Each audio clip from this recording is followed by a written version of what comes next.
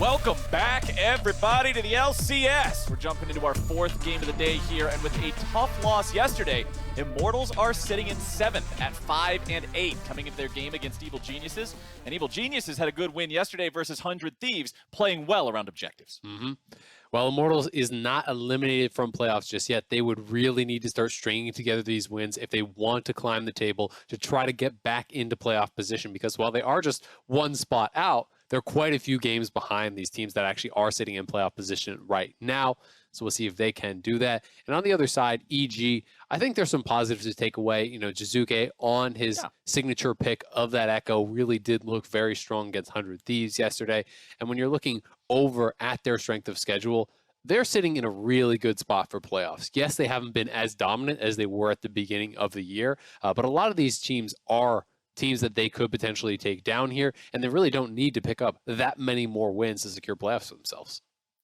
And for Evil Geniuses, having Jizuke look good, I feel like there's just so much weight behind that, because this guy is so important for this squad. His performances mean so much that being able to put him on one of these champions that he's so familiar with, have him pop off and know that you got that in your back pocket, means a lot for this squad as we're approaching the end of the regular season for Spring. Yeah, I agree completely. I just think that when he is roaming, when he is on champions, that he can make plays happen. He doesn't have to wait for the action to come to him, you know, like he does on a Nazir or even an Orianna. He is the one choosing where to make plays, moving around the map, utilizing realm warps, utilizing echo roams and side lane play. That is when he really is at his best. You know, you think back to even some of the games last year where he was playing on Zoe and LeBlanc and just poking people out prior to fights, you know, taking over situations where, you know, players on a more traditional champion wouldn't be able to do it. So we'll see if they can continue to find good situations to put Jizuke on some of these off-meta champions that he is so good at, because I do think it'll spell good things for them. Well, bans aren't looking too off-meta here so far as we start off, but then again, they usually do not. Udyr's banned away by Immortals, Seraphine, and Tristana banned out by Evil Geniuses. I was wondering when we were going to start seeing Tristana take a spot on the permaban roster. Feel like she's probably deserving of one, as Olaf is banned away from Immortals. Really some focus onto the jungle here. Svenskeren is the target from Immortals in this first phase. Lilia will be the third ban from Evil Geniuses, further pinching the jungle pool. And let's see what this last one from Immortals will be. Yeah, it will be interesting to see if they want to pinch that even further, take off something like a Hecarim, which Svenskeren, you know, is very good at, and it's also fairly meta these days. If you want to continue to target those AD champions. Of course, the jungle pool is so big that it's really impossible to take everything out. You're just really looking to target power picks or things that would enable a composition that you are trying to avoid. Of course, Renekton being banned away, so that pairing with things like the Nidalee that a lot of people do like to play will not be available. Kai'Sa going to be grabbed up as that first pick. I think Kai'Sa really does just work so well as an early pick. The champion is incredibly powerful, can fit into dive comps, can fit into front to back, can really play all play styles, and just so effective these days at that high level. You know, definitely had a very good game on it against 100 Thieves, and we'll see if we can have another one here today. And the response from Immortals, they're saying, all right, you get Kai'Sa, we get Rel. Locking that one in first and foremost. I feel like this is such a common champion to draft first pick for either side. It just fits into so many different compositions, so many different situations. It just makes sense. And the other one they'll draft next to it, we get the horse and around duo. It's Hecarim right next to the Rel here, so we'll see what kind of plays Xerxes can make on that one here in this game. But Hecarim up against Mundo. We know how powerful this champion can be. I was talking with Kobe a little bit about it yesterday. His clear speed is incredible right now, and he is a very capable jungler. He is really, really good. I think that he's pretty underrated overall. You do have a powerful clear. You have the ability to really just absorb so much damage in these team fights that if you can bait people into focusing you, move in and out of fights with your ultimate, with the move speed, with the additional regen that's coming through there, you can win a fight just clearly through the space you are creating for the rest of the team. It doesn't have to be about this powerful engage, just about zoning members of the opposing team away, because especially on 1-2 items in the earlier stages of the game, Mundo puts out a significant amount of damage. It's not something that champions like Azir can ignore. You must acknowledge that Mundo is a threat and try to peel back. And the Azir and Alistar are third picks here for the first half, so we're into the second phase of the bans, and Jizuke now becomes the target for Immortals. They're saying, all right, we've got to focus the solo lanes. We would rather focus Jizuke than Impact. Impact kind of one of just those stable, sturdy rock of a player up there in the top lane. Always somebody that you can rely on to play what you need him to play. Even in previous interviews, he said, I just play the meta. I play what's good in League of Legends. I get done what I need to get done. With Jizuke, on the other hand, he has these picks that he really shines on, so I understand the focus. Zaya's the ban from Evil Geniuses, recognizing that the draft is not even thus far. They still need to see the AD carry from their opponents, and they want to provide an easier life for the Kai'Sa and the Alistar here. Zaya having the ulti to get away when they try the all-ins. Makes sense to ban that one out. Syndra will be the next ban here from Immortals, again targeting Jizuke.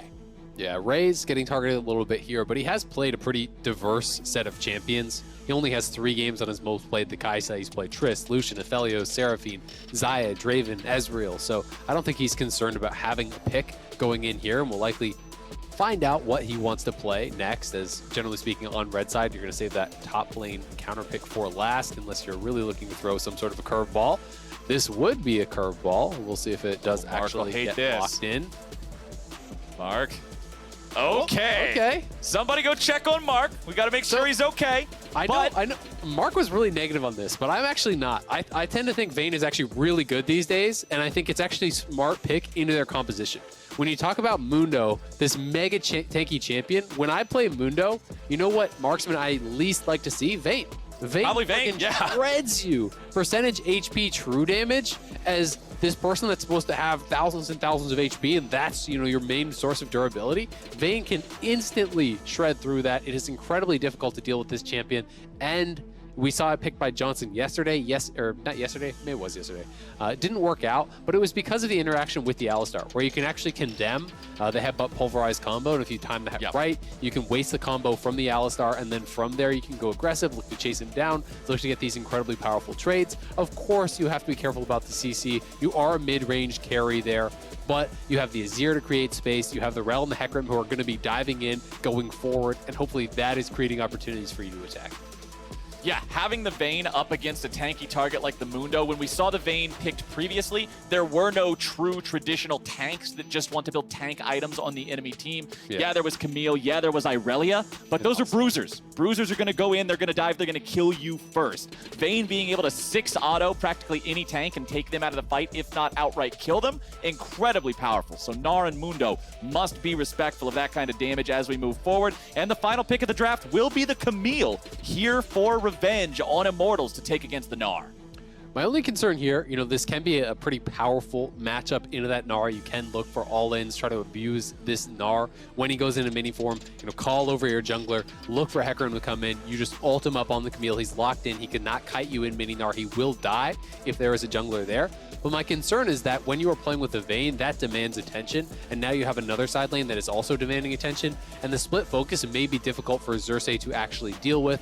You've got to protect this Vayne early. You've got to allow the Camille to play aggressive early, and that is going to be a difficult situation for Xerxes to find himself in. On the other side, though, you know, pretty standard stuff for EG. It feels like comfortable pick that can be played weak side for Impact. He can win that 1v1 potentially if it stays isolated. They have a big front line here with the Alistar and the Mundo. You have 2 incredibly powerful late game carries there with the Kai'Sa as well as the Orianna. The Orianna being picked after the Vayne is going to provide some complications for that Vayne, because you have to always keep your eye on the ball, and Orianna can zone you out of some of these fights by just placing the ball in between you and those tanks you are looking to DPS.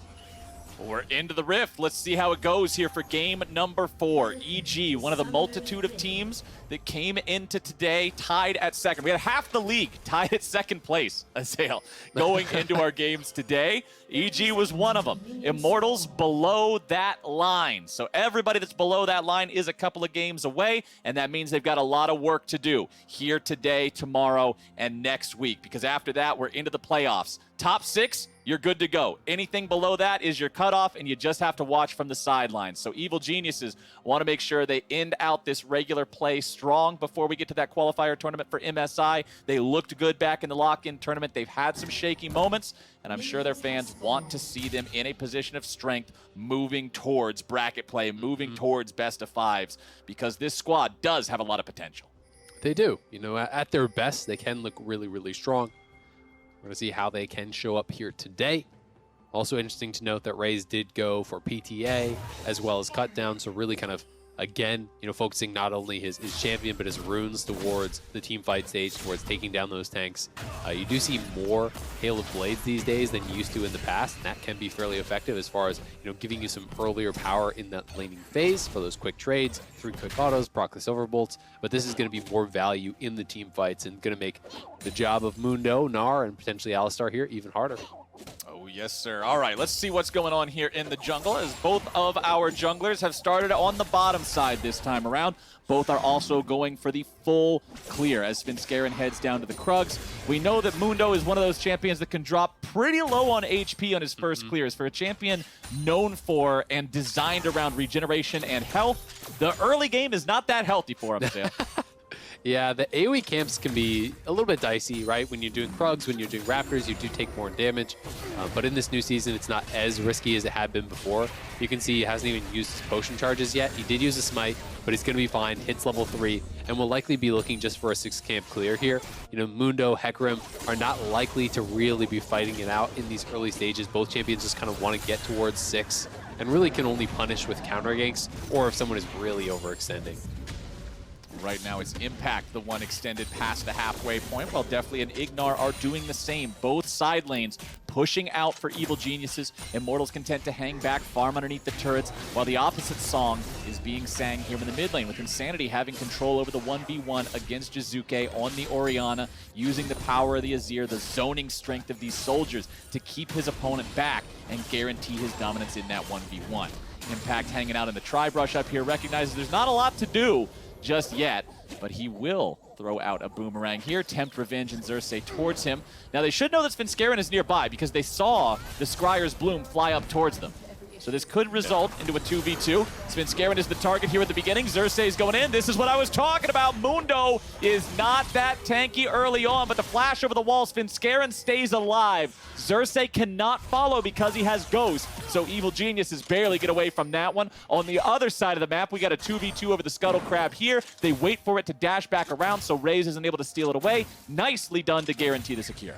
Yeah, that is really good to deny the double scuttle there. Just smart stuff from the EG bot lane to move up, but just too bold, honestly, with your positioning there. Impact did a good job to try to zone them away, but the scuttle was still at 1,000 HP. Mundo's not going to insta-kill that thing. He doesn't have any way to actually remove the bonus shield there, except for smiting it, so he was never going to be able to burst that down. And once they see that the collapse is coming, they had to back it up.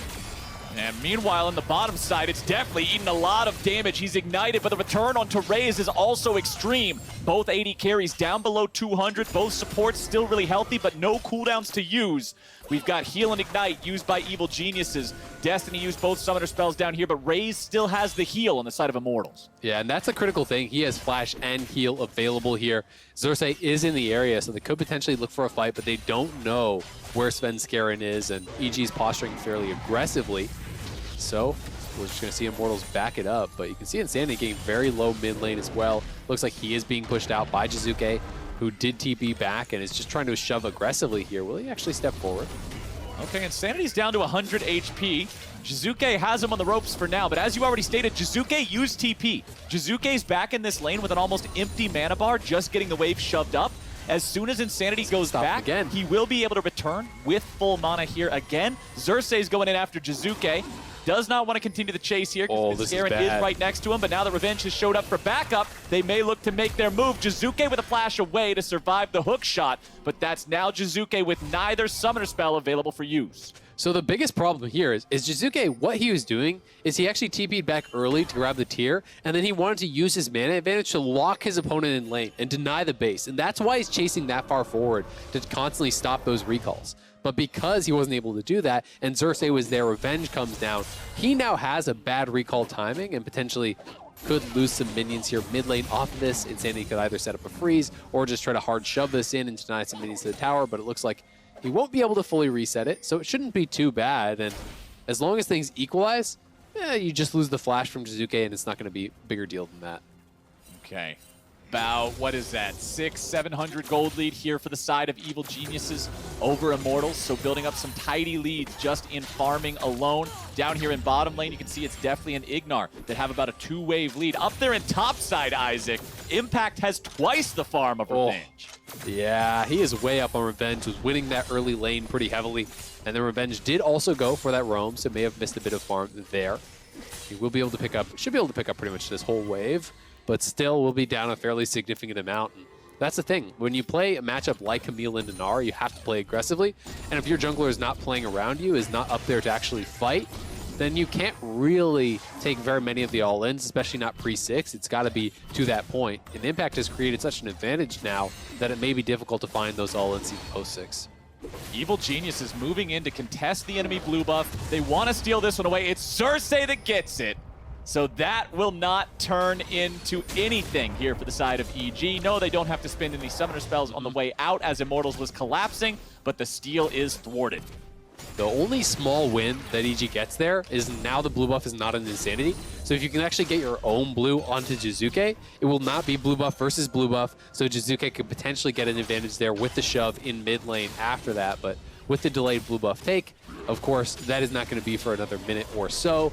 And Immortals are just going to take that bot side reset and go straight for Dragon, knowing that EG sent their bot lane back to base. Revenge stepping up, eating some damage from Impact here yet again. Cersei seizing the opportunity to go after the first Drake of the game. 7 minutes and 45 seconds. Not particularly early, not particularly late. Just about on time here for Immortals and their favorite horse, as that means it's the first neutral objective of the game. Why is the favorite horse? What about Destiny down in the bot lane? Did he get a dragon? I don't think so. I mean, how many horses on this team have killed dragons? That's the favorite horse. Svenskeren is not the favorite Mundo, and he will not go where he pleases. First blood for Insanity.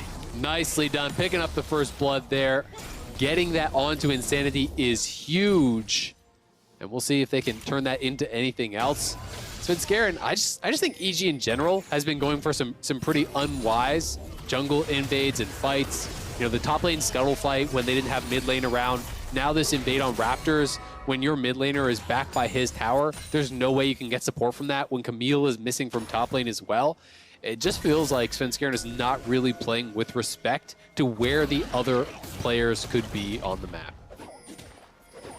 All right, Evil Geniuses, you lost the first blood, but the game is still tied. So essentially, that death just undid the gold leads that Evil Geniuses had earned for themselves, particularly in the side lanes with farm advantages. Still have ourselves pretty even footing. Svenskeren's back on the map. He will pick up the first Rift Herald of the game here. Plenty of time to use that one. All 4 minutes will still occur before the plating falls. And we've got On My Way pings coming out here in the top side. They might just look to continue the abuse of Revenge as he's down to half HP. If Mundo goes up there, they could get some value out of the Rift Herald, but they don't want to go for it. They have no idea where Cersei is, and they don't want to overcommit and get too hypey on the play. Yeah, but Revenge, when you're falling behind in these melee versus ranged matchups, you know, the reason these matchups can work into someone like Gnar is you're threatening the all-in. And if you can't do that, you don't have much. You just get poked down, you just get pushed in, and it becomes very, very difficult. Impact faking the base there will stay around, and because Revenge doesn't actually have his teleport and he based on a non-cannon wave, Impact should be able to fully push this in and take that additional plate or just go for a quick reset here himself, and that guarantees the wave will be coming back towards him again. So Impact creating these small advantages and has put himself in a pretty darn good position as far as this 1v1 goes. Yeah, he's feeling great about the state of the top lane right now. Cersei moving into the enemy jungle, stealing away the chicken camp before Mundo can arrive back on the scene. Mundo level 7 now, not really worried about his HP in the jungle any longer. He has the Bomby's Cinder. He's got his challenging smite ready to go if he runs into Cersei. So all of a sudden, Mundo's a very scary 1v1 proposition, and Cersei must be respectful of that, as must anybody who runs into him randomly out there in the jungle. And they're going to have to be aware of in team fights. You know, you only have one healing debuff right now, and that is the Ignite from Destiny, so you can't get baited by that Mundo and overcommit onto him if you can't fully burst him down. Svenskeren down here, though, but Ray's playing fairly far back. We'll see if EG wanted to go for it. It would have to be really a hard commit. You know, you're expecting a Q flash or something like that to try to get a play here, as Rays should be able to buffer that Condemn to interrupt any non-flashed combos coming through from the L-Star. And you talking about the Grievous Wounds on Mundo is very important because remember yesterday, it was Evil Geniuses, it was Scarin on the Mundo, 100 Thieves, having the Skarner with Closer, going for the pick onto Scarin, pulling him in, not finding the kill. With everybody's firepower put together, Mundo walks away, they bait themselves into a bad fight, the rest of the game is just a downhill tumble, and 100 Thieves never recover. Focusing Mundo in an early mid-game fight where you have no business focusing Mundo is a recipe for disaster that sets your own team up to fail. So respecting just how tanky he is, properly managing Grievous Wounds with his healing, it can't be understated how important that is as we move forward, especially considering there's not a lot of items online in general just yet. Nobody's got fully completed Mythics. There's still plenty of time before we're able to look at luxury items like extra Grievous Wounds. So for now, Mundo's feeling all right. He reigns supreme until someone buys an 800 gold Grievous Wounds item. But for now, he's feeling pretty good. I mean, people I think sometimes don't realize how much the ult heals. You know, it's 60% of your total health actually healed at rank 1, and that goes all the way up to 110% at level 16. So it's a pretty insane amount when you realize Mundo can have a couple thousand health. And, you know, even just cutting that down by 40% can be the equivalent of having, you know, hundreds, if not thousands at times, of additional damage. Okay, let's see if they want to try to steal away the blue buff again. Evil Geniuses, they got some bodies around here. Ignar is set up in the brush in case somebody walks back towards it. This might just be a trap. Insanity's got 60% HP. If he walks back over here and isn't careful about it, thrown up into the air with the damage coming down, throwing out the wall with the Shuriman soldiers. Scarin needs a little bit more damage, but he cannot find it. The man is ignited and Destiny grabs the kill. I believe Scarin killed himself on accident. The health cost of the cleaver brought him down to 1 HP and the ignite tick kills him. Who's the favorite horse now, Flowers? Okay, well, if that's gonna happen, now Destiny's the favorite horse. It's the true battle of this game. Xerxes versus Destiny for favorite horse. Well, when they're able to find plays, it works, man. It does, and Scarin does get burst down. I like the attempt here, but Jizuke needs to be postured more forward, right? Like, you're going for the engage, but it's just a tank Mundo as well as the Alistar here. The ultimate coming through there from Scarin. You may be right. The health cost of that cleaver could have been the difference in that situation. Impact, though, looking for the solo kill. Oh, Revenge barely gets away there. The flash keeps him alive. Impact does not flash after him, but man, Impact continues to own the 1v1 up here. He is really looking good in this 1v1. There has not been jungle intervention. It's a fair fight up here, and that means it's going to be tough for Camille. You know, really, you're looking to all in during Mininar, but if you're behind, you need your jungler there to actually be able to do that, right? He can set it up. He can go in with the hook shot, ult up the Mininar, but Hecarim's got to be there to follow, and so far, Xerxes has not been playing around him, so the Camille has not been that effective. But at the very least, he has not gotten killed off. He has defended the turret. He's down some farm, but it's comebackable, right? You can get something done later on. You can scale towards the later stages of the game on this Camille and have that as your fallback plan. I mean, anything's possible in this game, right? The gold between the two squads is 200 gold apart. There's nothing that's doomed. It's very glass half full, you know? Anything's possible. Anything is possible for either one of the squads, good or bad. The potential is limitless, my friend. Mundo could be an astronaut if he wanted. He's just got to work hard and study up. Well, I don't know if Mundo could be an astronaut. So you're saying anything isn't possible? Well, maybe Which not is it? for Mundo. I mean, okay, how about that? Mundo can be an astronaut, but there's no way he's a qualified astronaut. I mean, monkeys go to space. Why not Mundo? Mundo in space? Okay, so we can goes where he pleases, Flowers. Slap Mundo in a spacesuit and send him to the moon. All right, he can go there with the Doge. Let's go. Let's see how the gold is flowing here in the game, as it's Jizuke and Insanity that are topping the charts in the current state of play here on Summoner's Rift. Definitely an impact right behind Scarin and Xerxes a little bit further down there, and you can see, yeah, obviously it's the supports that are at the very end, but only Scarin right above them, so a little bit behind here in the jungle with a 0-2-0 scoreline. Not had the greatest start, but he did secure the first Rift Herald of the game. Should be able to get the second one here, no problem as well. Yep, looking pretty good for them. Should be able to grab this up. Ignar just delaying the base there from Insanity. Gives them prio over mid lane, but you can see the priority here is on the bottom lane. And I actually like the response from Immortals. They're just going to get solo gold onto the Vayne, allow Vayne to take down this bottom lane turret. Yes, top lane turret will fall, but I actually think even if you don't get first tower here, it's still potentially better for Immortals because all the gold will be concentrated for Raze here. You know, where it becomes more of a question is if you're not going to defend the tier 2, it's not such an even trade. Play attempt in the mid lane will not work out. Jizuke is forced to use the flash, but he gets away just fine otherwise. Meanwhile, topside, the tier 2 turret has been demolished thanks to the power of the Rift Herald here yet again, as Deftly continues shoving up here with the Acathian Rain. Will we? Nope. Okay, nice placement there of the auto attack to make sure he hits the eye. Sometimes people miss that by just a slight angle, but Revenge guaranteeing no damage over the tier 3 turret. Gonna be able to deny that charge, but because they got 2 towers, I would say it's EG favored. Still, Vayne getting all that gold for herself, as well as the solo XP down on that bottom side. It's going to be feeling pretty nice. We'll see how much gold she does have when she goes back. As was behind definitely from that 2v2, but upgraded boots as well as a dagger. So now you really are at that point where you can start to really threaten these frontliners. You can kill them off incredibly quickly as long as you can stay safe. And that is the key thing. You know, making sure that you are in range to auto attack, but not so far forward that you can be easily comboed or shockwave by the Orianna or the Alistar, and that's where you really have to walk that fine line as Vayne. If you can pull it off, the rewards are enormous, but it's so easy to misstep and go a little bit too far forward, tumble into a shockwave, or tumble into range of some sort of CC and just go down.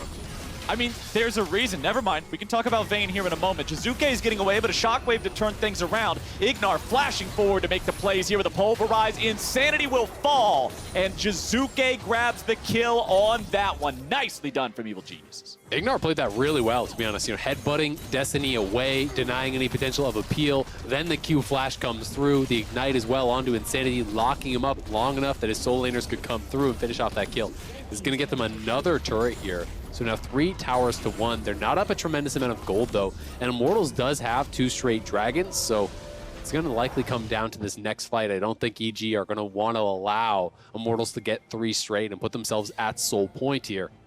So we could be having a big fight brewing up.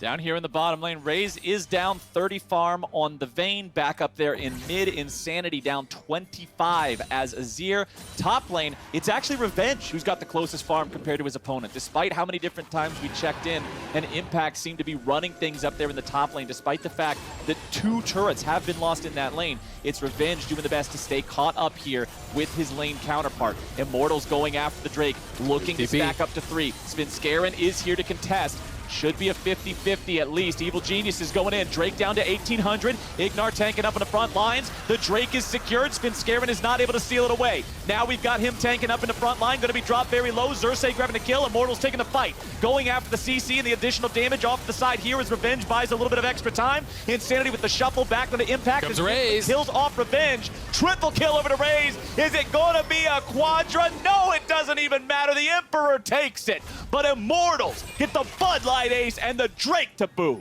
Raze just shredding through them there as the counter engage. Svenskeren stepping forward, trying to steal that dragon away. They're not able to get it. Xerxes nails it. And then you watch here in the Bud Light ace, follow the Vayne on the side of the fight. Look how much damage he just got down onto Ignar through the ultimate, utilizing the true damage, and then warded out there. Ignar gets stunned against the wall, finished off. Raze goes forward, pairing up with Xerxes to knock down the mid laner as well. Revenge gets killed off on the other side, but in comes the Vayne to defend Insanity from that potential Kaisa kill there. They are going to win huge here. 3 kills on your Vayne. You put yourselves at soul point, and that is so big for Immortals and really setting themselves up well here because you get that potential Mountain Soul shield over on this Vayne, over on the Camille, over on the Hecarim. They can start to play a lot more aggressive in some of these fights, and it's harder to punish, harder to burst down when you have all of the additional shielding that you've got to work through. Very, very well done fight from Immortals. Puts them in control of this game, feeling good about it. Insanity pushing up here into the top side. Shockwave used just to clear out the minions, make sure that Immortals don't have time to try to set up a play and make something else happen. Xerxes finding everybody from EG, and he wants nothing to do with that party. Yeah, he's got to retreat, but he's 2 levels up now on Svenskeren. Farming well, has gotten better in the fights over on his side, and you've got to be so worried now as EG about a Baron rush too. Vayne plus Azir will pretty much insta-kill the Baron, and they're even going to force out Svenskeren's ultimate there in retreat. They've got full control of the top side. There's always the risk that if you don't have vision on the Baron as EG, that Baron is even getting 2-manned here potentially. And for anyone wondering, I believe what happened there in that top side was Raze tumbled forward with the expectation of getting a max range condemn over the wall on Svenskeren into the other wall next to the Grom. He would then be able to pop Final Hour, chase him over, and either force a flash or kill him. So Svenskeren popping the ulti there just as Vayne tumbles forward was him reacting to what could have been if Vayne was 50 units closer and could have condemned him into that wall. I don't think it was a bad ulti. It was a very safe ulti, but it is one that he used, so now he will not have that combat power here for the next 30, 40 seconds or so. Xerxes, again, very far forward, getting caught out by Ignar and Svenskeren together, wants to save the onslaught of shadows, but it cannot be done, so another defensive ulti used. Yeah, bad E, honestly, from him. I think he could have just walked it out, but he E'd backwards, and then all of a sudden, Svenskeren's on top of you, so you've got to spend the ultimate. Impact, though, trying to create advantages for EG. They have been losing out around these 5v5s, but Impact has maintained the side advantage here, pushing Revenge out again, getting this turret very low. He should be able to potentially knock that one down. And we'll see if he can open up some of the map for EG. You know, if he can create a solo kill, or if he can find an advantage, maybe they can get something done. Ignar being the one who almost gets jumped on now, but he's pretty okay here on the Alistar. Immortals continuing to just allow Vayne to farm up. Kraken Slayer into Phantom Dancer. So much teamfight damage potential here with these 2 items so far. Ray's waiting for the last auto attack there on the cannon to guarantee that he gets the money. And now Insanity still farming up in the side lane. Everybody on Immortals, dude, they know how powerful both of their carries scale. So the more time that's just left for both teams to farm evenly and take this game into the late game stages, I think Immortals is cool with that. I agree. I think they're sitting in a pretty good position as long as Impact does not continue to just run the side lane. One thing I will say, though, to be a little bit critical, is I have felt at times, you know, Destiny is kind of hit or miss, right? He's very aggressive with these plays, and we want to see him make sure that he's looking for the correct engages, right? You know, if Alistar, you're going for that engage onto Alistar there, it feels like it's pretty high risk, low reward potentially. You know, if there is someone behind him that you've lost sight of, that could get turned around on you. So we need to see him look for these engages. But make sure that you're going for those high-value targets. You want to go for Deathly, you want to go for Jizuke. Those are the ones that you really have to commit to when you see the opportunities. But other than that, no need to really jump the gun because, as you say, they're scaling well. They're in a comfortable position. You don't need to risk the game on what is a low chance of a pick on someone like an Alistar. A TP was used here in the mid lane from Jizuke, setting Evil Geniuses up for a spot to contest for the Drake. Evil Geniuses has 2 down here with the Drake. They're taking this. There's no contest from Immortals because Immortals are going in for the Baron instead. Mundo is the target. Vayne does the damage. Say goodbye to all your health. That's what Vayne does to tanks. Ignar is still burning away, but the man stays alive. Revenge underneath the enemy turret with Impact about to be shot down here with Xerxes getting the last kill with the Rampage. Immortals, 2 kills for nothing. The Drake was even abandoned by Evil Geniuses. They don't even get that. They are now deciding the best course of action. Send Deathly down over to the Drake. Deny the soul because Immortals are going there immediately after Baron. They cannot fight for the Baron in the meantime. Huge play coming out from Immortals to get the Red Bull Baron bomb. Yeah, that is so big. Finding those 2 isolated members there, yes, it was the tanky members, but everyone was around with them, and they knew the rest of EG wasn't there. Now going to catch out Jizuke here. Oh, Jizuke barely staying alive. Destiny and Xerxes, not quite enough firepower to take him down, but over the wall comes Revenge. The interrupt from Ignar, enough to keep his mid laner alive, but the tier 2 turret in the top lane is looking at a different reality. The wave has collided. Xerxes and Insanity are here and ready to push this one even further. And Immortals are now up to a 5,000 gold lead. This is a perfect example, Azael, of how powerful early Drake stacking can be for you. Exactly. That's right where I was going to go. You know, we're of the same mind here. The fact that it is Soul Point draws multiple members from EG over towards that dragon. And when you know that they're not grouped up with the rest of the team, that people aren't answering the side lanes, that they are on the dragon, you can go for a hard engage like this. They get that initial kill, they almost burst down Ignar with that true damage from the Vayne, and then as Impact comes in, there's not really an angle for him to create a good fight. Jizuke is not there yet. The Kaisa is not there yet.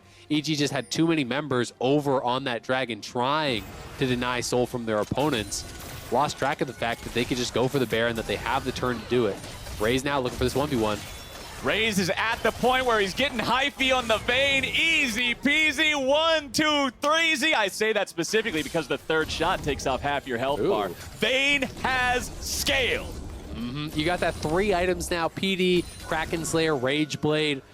You don't really lose a lot of 1v1s at that point if you can get up on your opponent there. Even got the stopwatch, has both the summoners ready to go, and Raze is poised to just dominate the rest of this game. Nothing you can do really as Impact here. Sure, he's got a fair bit of armor there, full Thornmail. He's got the tabbies on top, but Vayne does not care whatsoever. There's not really anyone you can send to answer when you have the Baron buff included as well. Feels like 6 autos from Vayne, anybody's just dead. Yep. You're out of the game. If you somehow manage to survive, you're going back to the fountain immediately.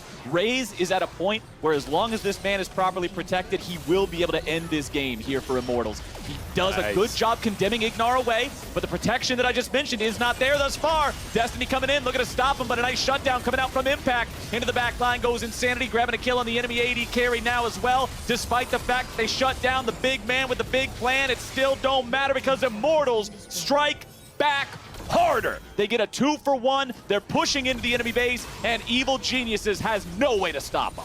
Yeah, this is going to be difficult here. They do clear out that mid lane wave. Thankfully, they have pretty good wave clear with the Orianna, so it should just be the one inhibitor. And likely Immortals will have to retreat after that.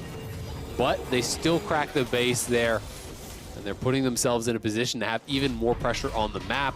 You want to play down towards that dragon. Normally we talk about the bottom lane inhibitor being the most valuable when Baron is on the map.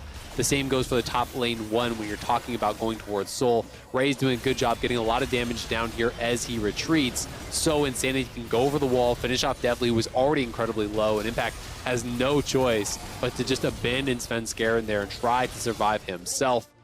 Immortals, a lot of pressure being put onto EG now, and Impact has no teleport, right? So it should be up for this dragon, but right now you see Impact up on that top side.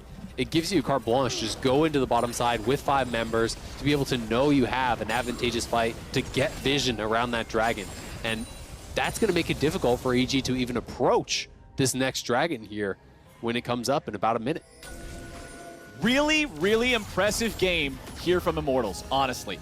Yesterday, after Evil Geniuses was able to take down 100 Thieves, playing smart around objectives, punishing them for improper targeting, and then playing safely afterwards, just closing it out, they were looking really good. But Immortals showed up today, and they are just outplaying Evil Geniuses at every turn.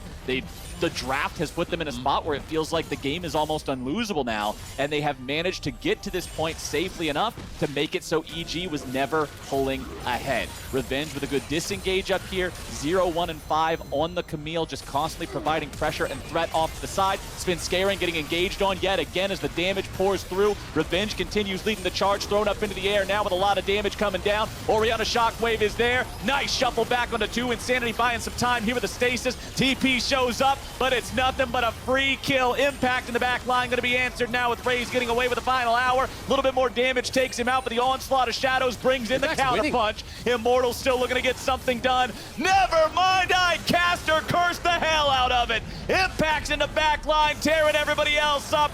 Throwing the clock around there, slamming everybody into the ground there. Triple kill over to Deathly.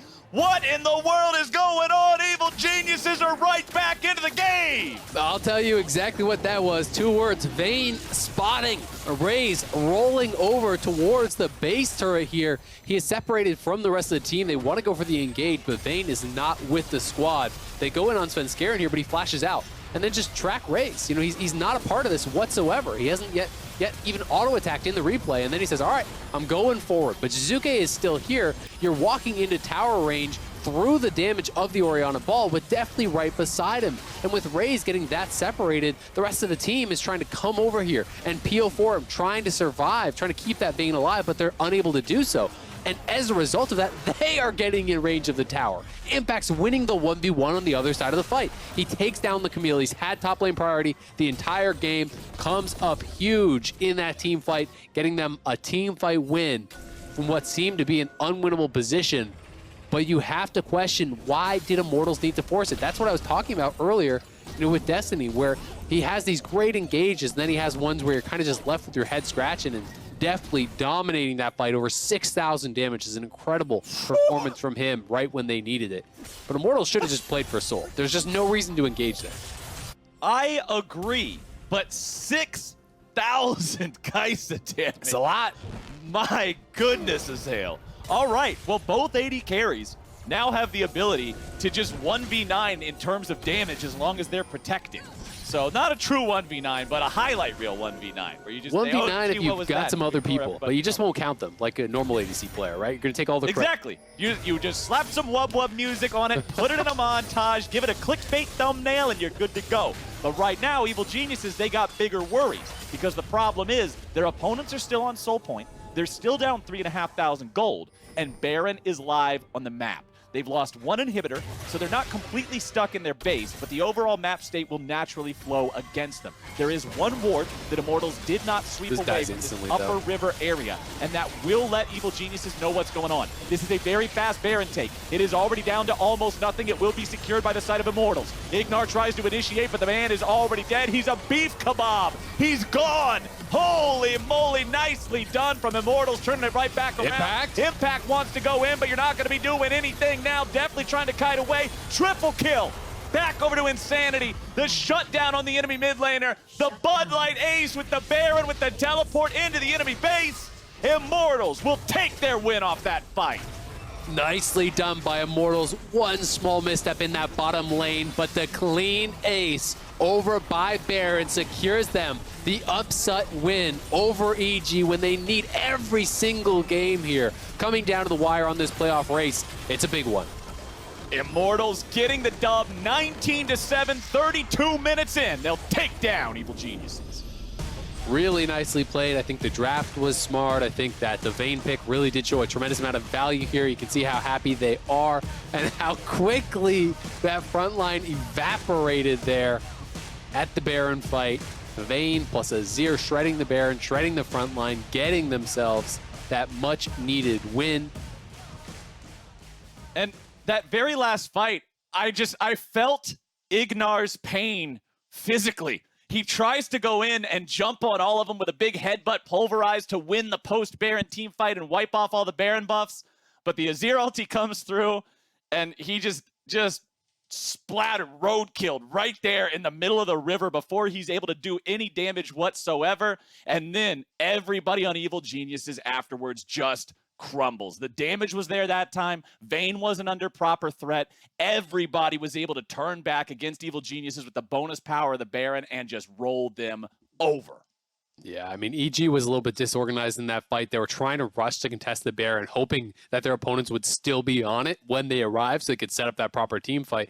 But when you do not have everyone together going in at the exact same time, it is so difficult to deal with those fights. If the front line is segregated from the carries as it was in that play, I mean, Vayne makes short work of that front line. It's almost nothing. Vayne and Azir crush frontliners. And when you take into consideration that they were, what, 5-6 levels ahead of Mundo and the support, you just got nothing going on. You're basically a caster minion at that point. There's no way. Svenskeren had a really unfortunate game here on the Mundo. Constantly caught out and killed. Never really seemed like we got to see that raid boss version of Mundo that can take over a game and become this mobile wall that just forces you back as he moves forward. It didn't happen. The power of Vayne and Azir was enough to just blow him up every single fight. And for Evil Geniuses, they're going to have to watch this VOD back and figure out where it all went wrong, because there were plenty of mistakes that happened for Immortals. Yes, they had that big mistake down there in the bottom lane, that throw, that Vayne spotting that you, as you worded it, that almost looked like it could have been the throw, but then the follow-up fight was correct. Their prioritization of the Baron, recognizing their damage potential to burn it down in time, was good enough to get them to a point where then they were able to push, they were able to win, and they're able to keep the potential of a playoff run alive. It's tricky, it's difficult, but Immortals can still make it. And with that one, we're going to head to another break. So once we're back, the State Farm Analyst Desk is going to break down the win. We'll see you then.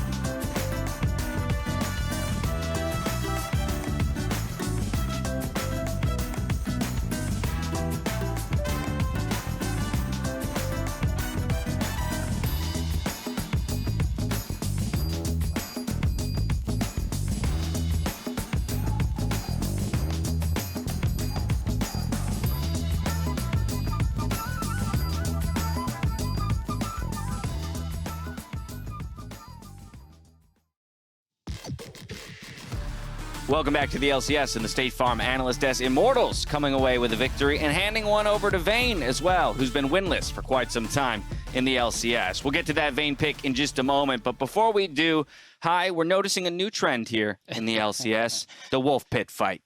You know, I don't know if the LCS pros know something I don't, but today and yesterday we saw a huge fight happen at the Wolf Pit for, I don't know what they're fighting for. They're free to tell me what they want. Don't get me wrong, I understand what EG is looking for. They're looking for a pick onto their mid laner after they got that blue buff. But normally if he doesn't take the safe way, you get the kill, which is the ward over the wall. But since he took the safe way all the way through Wolves, you give up usually at that point. But EG's like, nah, dude, we're committed. After we get this kill, there's like a hidden pot of gold in the Wolf Pit. So I don't know, man.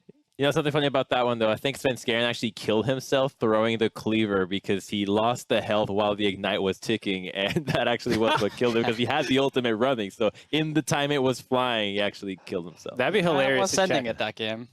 That's just brutal. That's brutal if that's the way you go down. Mention the Vayne, Mark. Let's revisit it. I know actually that you were a fan of the way it was picked this time around. Everyone knows I'm a fan of Vayne in general. I think this was a great pickup here, and I think one of the things that Vayne wants is a lot of meatballs to have to chew through and low-range comps that also don't have a ton of lockdown threat. Mundo, Gnar, Alistar, like most of those you have pretty easy outplay potential on, actually. The Gnar jump in, super telegraphed. You can easily queue out of the W or flash if he wants to flash Gnar ult yourself. So like you have a ton of ways to outplay this while not having many ways that they're going to easily kill you. If it's a Camille and a Galio combo, yeah, that's low range, but it's going to blow you up. Here, Vayne has a ton of outplay potential. She's able to DPS multiple targets down quite happily, and it's a great comp for Vayne to play into. You know, I was actually talking to the analyst about this a bit earlier, and Ray's built Kraken Slayer this game, and I'm pretty sure Shield Build's a better item on Vayne, only due to the fact that, one, when you see a 3-item Vayne that has Kraken Slayer, Rageblade, and Phantom Dancer, whether it's Shield Bolt or Kraken Slayer, you're going to be like, wow, that Vayne does a ton of damage. But when you look at the Kraken Slayer one, you're like, oh, that guy's easy to kill. But then you look at Shield Bolt, you're like, all right, this guy does 1 billion damage, impossible to kill. I wish I had built that. And I double-checked just to make sure. I went on Immortals' stream. He asked Double for me. Double was like, yep, Shield Bow underrated, should have built it. So here you have heard it, folks.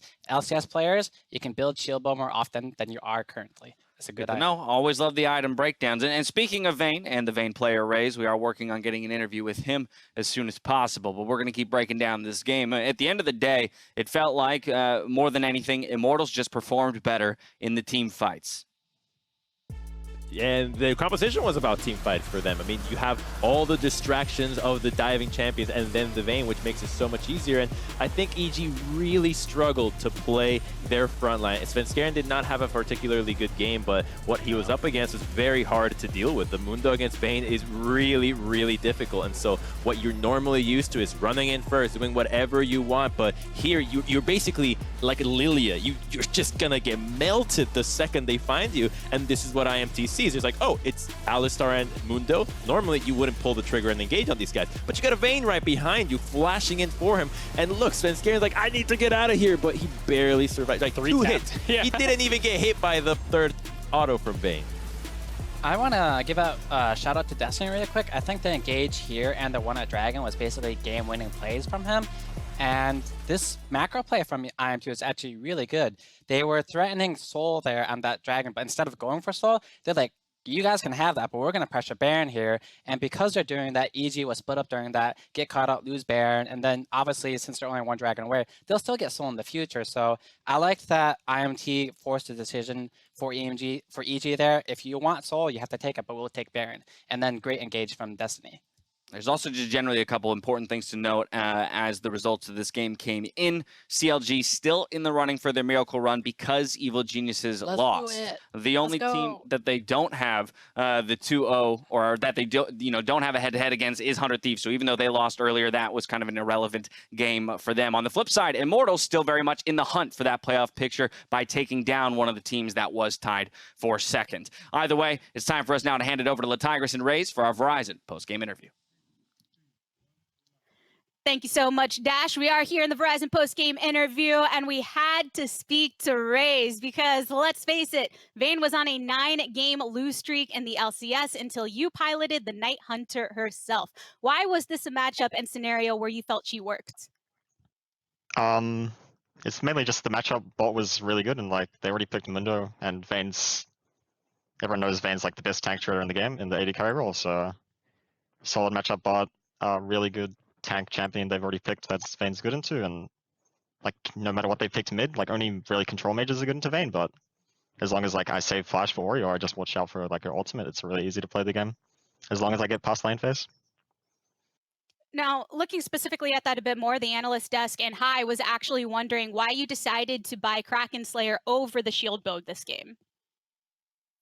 I just think shield bow isn't necessarily that needed on Vayne. Like I said, the only damage I have to watch out for this game is actually the Ori ult, and as long as you avoid that, like it should be really easy to play the game. Like I think they could still punish me with like an Alistar flash, or maybe like Nag hits a random ult, but he really shouldn't be allowed to get that, so I just don't think shield bow is necessary this game. I don't know. Sometimes when it comes to impact, you do have to worry about those Gnar ults and when they can come into the fight. And actually, let's look at those team fights a bit more because the gold lead itself was a bit back and forth up until around the 20-minute mark. So what do you feel gave Immortals the edge in those team fights? In the team fights, I mean, it was only really one team fight that like decided the game. It was the first one, which we won. Igna did like a troll engage, and then he just like had to flash out. He was like chunked, and I think Jizuke got like a one-man ult. Like they just played the fight pretty awfully, to be honest. I don't remember if Na was in Mega or not, which is, I think this champ's like pretty overrated if you just play around the Mega.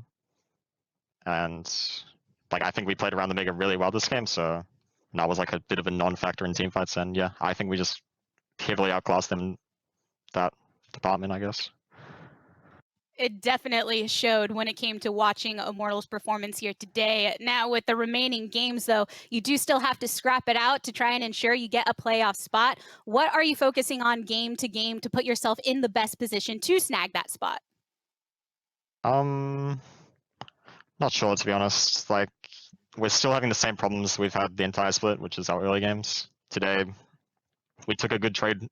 We got a good trade of summoners in bowling, but it ended up like being like a 20 CS deficit for me, which was really bad, and we still like gave the Herald. So like honestly, I think if we just like get past these like rough early games, like we can be one of the best teams in the league, but it's still like kind of haunting us. So I think that's like the main thing we're just looking at. But you can definitely look at these wins and be proud of what Immortals looks like in them. So Raze, thank you so much for speaking with me today. Thank you. We do have one more game to go for today. It's going to be CLG facing off against FlyQuest. So everybody stay tuned for more LCS.